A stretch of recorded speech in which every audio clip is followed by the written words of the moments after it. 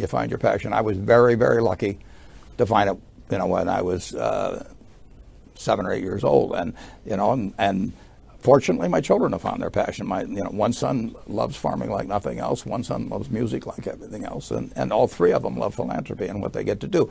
You're lucky in life when you find it, and you can't guarantee you're going to find it in your first job out. But I always tell the college students that come out, I say, take the job that you would take if you were independently wealthy. You're going to do well at it. If you think you're going to be a lot happier if you've got 2x instead of x, you're probably making a mistake. I mean, you ought to find something you like that works with that, and you'll get in trouble if you think that making 10x or 20x is the answer to everything in life, because then you will do things like borrow money when you shouldn't, or maybe cut corners on things that your employer wants you to cut corners on. Or it just doesn't make any sense. You won't like it when you look back on it.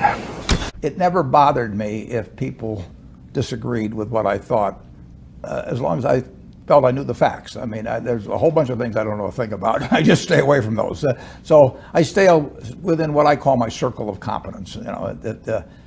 Tom Watson said it best. He said, I'm no genius, but I'm smart in spots, and I stay around those spots. Well, I try and stay around those spots, and I just don't have a problem if somebody says, you're wrong on something. I go back and look at the facts, and I think that really is much more important, frankly, than having a few points of IQ or having an extra course or two in school or anything of the sort. You need emotional stability.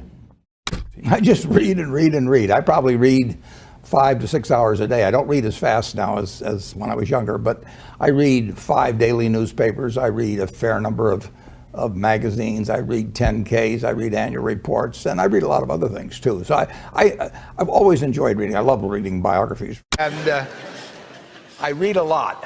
I wish I were a faster reader. I'd get more done, but I do read a lot, and I'm on the phone